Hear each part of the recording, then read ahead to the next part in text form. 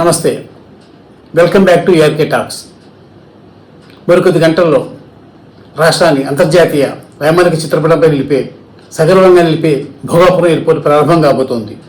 సాక్షాత్తు ప్రధానమంత్రి నరేంద్ర మోడీ చేతుల మీదుగా ప్రారంభం కాబోతున్న ఈ భోగాపురం విమానాశ్రయానికి ఉన్న విశిష్టతలు, ప్రత్యేకతలు, దాని నిర్మాణంలోని విశేషాల గురించి ఇప్పటికే రాష్ట్ర ప్రభుత్వం ఎన్నో ప్రకటనల ద్వారా, రెగ్యులర్గా వస్తున్న వార్తా విశేషాల ద్వారా మనందరికీ తెలియజేసింది. ఉత్తరాంధ్ర ప్రాంత సంస్కృతి సంప్రదాయాలకు, అక్కడి ప్రజల జీవన విధానానికి, అదే రీతిలో అత్యధునాతన సాంకేతిక పరిజ్ఞానాన్ని జోడించి ఈ భోగాపురం విమానాశ్రయాన్ని డిజైన్ చేసిన తీరు, దాంట్లో ఉన్న విశిష్టతలు ఇవన్నీ కూడా ఇప్పటికే రాష్ట్ర వ్యాప్తంగా చర్చనీయాంశమయ్యాయి.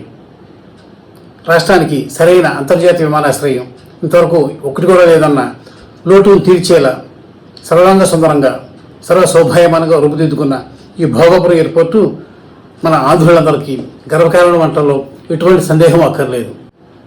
ఈ భోగాపురం విమానాశ్రయ ప్రారంభోత్సవాన్ని ఒక పెద్ద పండుగల, ఒక రాష్ట్ర వ్యాప్త పండుగల, టాపిక్ ఆఫ్ ది నేషన్గా నిర్వహించేందుకు, ఇది కలకాలం ప్రజల మనసులో చిరస్మరణీయంగా నిలిచి ఉండేందుకు రాష్ట్ర ముఖ్యమంత్రి చంద్రబాబు నాయుడు చేస్తున్న ఏర్పాట్లు, చేసిన ప్లానింగు ఎప్పటిలాగానే అనితర సాధ్యం, నిరుపమానం. ప్రధాని నరేంద్ర మోడీ సమక్షంలో 13-14 వేల మంది గిరిజనులు, విద్యార్థులతో గిరిజన సంప్రదాయవృత్తమైన ధింసాను ప్రదర్శింపజేయడం ద్వారా ఈ కార్యక్రమాన్ని గిన్నిస్ బుక్ ఆఫ్ వరల్డ్ రికార్డ్స్లో ఎక్కించేందుకు చేస్తున్న ప్రయత్నం అభినందనీయం. ఈ సందర్భంగా మనం ప్రధానంగా ప్రస్తావించుకోవాల్సింది ఒకటి ఉంది.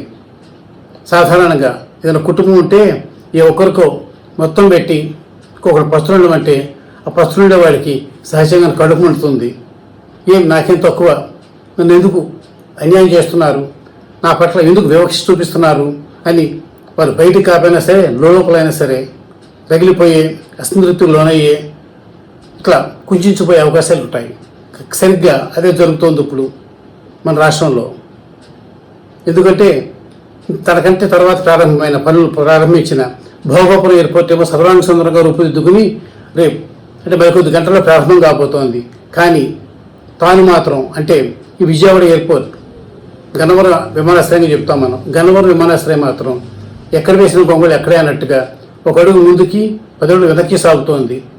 ఎప్పుడోనే ఇంటర్నేషనల్ ఎయిర్పోర్ట్ అయి ఆ మాలకొస్తే స్వాతంత్రానికి పూర్వమే ఏర్పడి ఇప్పటికీ అద్భుతమైన సేవలు అందిస్తూ దేశంలోని, రాష్ట్రంలోని ప్రముఖ విమానాశ్రయంలో ఒకటిగా ఉన్న ఈ విజయవాడ విమానాశ్రయానికి రాష్ట్ర ప్రభుత్వం భోగాపురం ఎయిర్పోర్ట్కి ఇస్తున్న ప్రాధాన్యత, దానికి ఇస్తున్న ఇంపార్టెన్స్లో ఇంత కూడా విశ్రాంతి కూడా ఇవ్వడం లేదని చెప్పాలి. నిజం నిష్ఠూరమైనప్పటికీ కూడా జరుగుతుంది అదే. భోగాపురం ఎయిర్పోర్ట్ పనులు పరిగెత్తించడానికి ముఖ్యమంత్రి, మంత్రులు, ఆ ప్రాంత ప్రజాప్రతినిధులు, ఇట్లా వీరందరూ ఉన్నతాధికారులు పరుగులు తీశారు.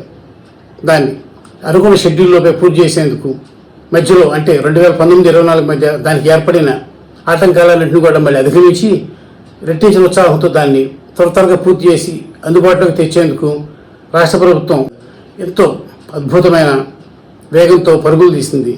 కనీసం అందులో ఇంత ఒక 100వ వంతు 1000వ వంతు అయినా సరే చూపించుంటే ఇప్పటి గన్నవరం ఎయిర్పోర్ట్ పూర్తయి మధ్య కోస్తా, అంటే రాష్ట్రానికి గుండెకాయ వంటి సెంట్రల్ కోస్తా అయిన వెస్ట్ గోదావరి, కృష్ణా, గుంటూరు, ప్రకాశం, మీ జిల్లాలతో పాటు పక్కనే ఉన్న తెలంగాణలోని ఖమ్మం, కోదాడ, సూర్యాపేట ప్రాంతాలు కూడా అద్భుతమైన సౌకర్యాలు అందించగలిగి ఉండేది. కానీ మన పాలకులు మాత్రం తమ దృష్టి అంతా భోగాపురం ఎయిర్పోర్ట్ పైన పెట్టి విజయవాడ విమానాశ్రయాన్ని మాత్రం పస్తు పెట్టారు. రన్వేలు విస్తరించేందుకు భూములు అవసరమని వందలాది మంది రైతుల నుంచి రాష్ట్ర ప్రభుత్వం 2014లో ఇదే ముఖ్యమంత్రి చంద్రబాబు నాయుడు ప్రభుత్వం ఎంతోమంది రైతుల నుంచి గన్నవరం, బుద్ధవరం, అజ్జంపూడి, దావాయిగూడెం, కేసరపల్లి ఇట్లా ఎన్నో గ్రామాల రైతుల నుంచి వందలాది ఎకరాలను సేకరించింది. ఇట్లా వీరు కూడా అమరావతి రైతుల మాదిరిగానే వారు అమరావతి కోసం త్యాగం చేస్తే అమరావతికి ఎయిర్పోర్ట్ ఉండాలి, అప్పట్లో అమరావతిలో ఎయిర్పోర్ట్ కడతామని ఇవేమి చెప్పలేదు ప్రభుత్వం. ఈ గన్నవరం ఎయిర్పోర్ట్ని అంతర్జాతీయ విమానాశ్రయంగా తీర్చిద్దామంటే ఈ ప్రాంత రైతులందరూ కూడా అక్కడ డెవలప్ అవుతుంది కూడా, అమరావతి కూడా మన రాష్ట్రంలో కాబట్టి, మన రాష్ట్ర రాజధానే కాబట్టి, మన రాష్ట్ర రాజధాని అభివృద్ధిలో మనం కూడా భాగస్వాములు అవ్వాలనే ఉద్దేశంతో గన్నవరం ఎయిర్పోర్ట్ కోసం చుట్టుపక్కల ప్రాంతాలకు చెందిన వందలాది మంది రైతులు తమ భూములను తృణప్రాయంగా త్యాగం చేశారు, సేమ్ రాజధాని రైతుల్లాగే. అయితే వారికి దక్కింది ఏంటో తెలుసా? నష్టపరిహారం కూడా చాలా చాలా ఆలస్యంగా వారికి ఇస్తామన్న ఫ్లాట్లు, రాజధానిలో ఇస్తామన్న ఫ్లాట్లు కూడా చాలా వేధించి లేదా చాలా ఆలస్యంగా అత్యధికంగా తక్కువ ప్రాధాన్యం కల్పించి ఎక్కడెక్కడో ఇచ్చారు. ఇలా ఒక త్యాగానికేమో అందరం ఎక్కిస్తే మరొక త్యాగానికి విలువ లేకుండా పోయింది. పోయి రైతుల సంగతి అలా పక్కన పెట్టండి. నిధులు విజయవాడ విమానాశ్రయం పూర్తి స్థాయిలో అభివృద్ధిపరిచేందుకు, దాన్ని అసలైన అంతర్జాతీయ విమానాశ్రయంగా తీర్చిదిద్దేందుకు కేంద్ర ప్రభుత్వం వందలాది కోట్ల రూపాయలు కేటాయించింది. దాంతో పనులు కూడా మొదలుపెట్టారు. అయితే ఆ పనులు ఇప్పటికీ పూర్తి కాలేదు. దశాబ్దం దాటినా సరే పనులు మొదలుపెట్టి ఎప్పటికి పూర్తి అవుతాయో దేవుడు కూడా చెప్పలేడు. కాంట్రాక్టర్లు మారుతారు, ఇదిగో అయిపోయింది అంటారు, అదిగో అయిపోయింది అంటారు. కానీ ఎప్పటికీ పూర్తి కాకుండా దాని తర్వాత వచ్చిన ఎన్నో విమానాశ్రయాలు, ఎన్నెన్నో ప్రాజెక్టులు పట్టాలెక్కుతున్నాయి. కానీ విజయవాడ విమానాశ్రయం మాత్రం ఒక అడుగు ముందుకి 3 అడుగులు వెనక్కి అన్నట్టుగా ఉంది. కావాలంటే అమరావతిలో మీరు అన్నట్టుగా 5,000, 10,000 మీ ఇష్టం వచ్చిన ఎకరాల్లో ఎయిర్పోర్ట్ కట్టుకోవచ్చు.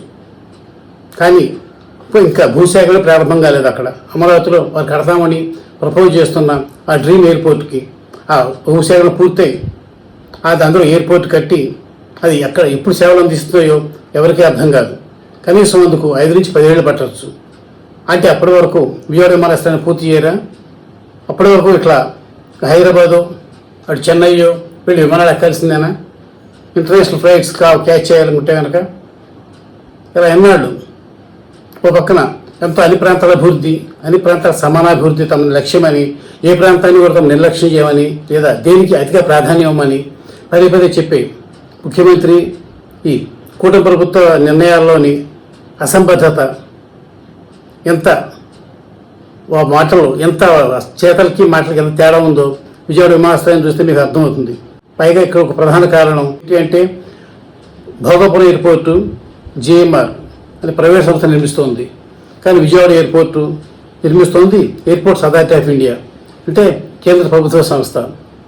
సహజంగానే మనకు తెలుసు మన ప్రభుత్వ పేదలకి ప్రైవేట్ రంగం అన్నా అది ప్రధానంగా విమానయాన రంగం అయితే జిఎంఆర్ అంటే ఎంతటి అపేక్ష.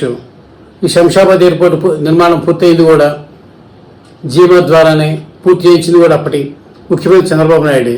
తిరిగి ఈ భోగాపురం ఎయిర్పోర్ట్ను గ్రీన్ఫీల్డ్ ఎయిర్పోర్ట్గా సంకల్పించింది, దాన్ని జిఎంఆర్ సంస్థకు దక్కేలా వెనక చక్రం తిప్పి దాన్ని ఇప్పుడు పూర్తి చేయించింది ఇక్కడ చంద్రబాబే.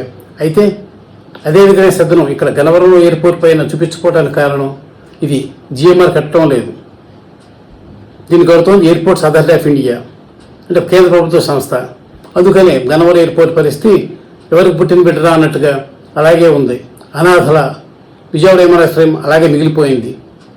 కానీ ఇదంతా కూడా ప్రజలు గమనిస్తూనే ఉన్నారు. ఒక బిడ్డకు బ్రహ్మాండంగా బిర్యానీలు రకరకాల పరిమాణాలు పెట్టి మరొక బిడ్డకు మాత్రం పస్తులు పెడుతూ నూకల గింజలు కూడా వీటాకు కూడా మనసులోని ప్రభుత్వ వైఖరిని ప్రజలందరూ గమనిస్తూనే ఉన్నారు.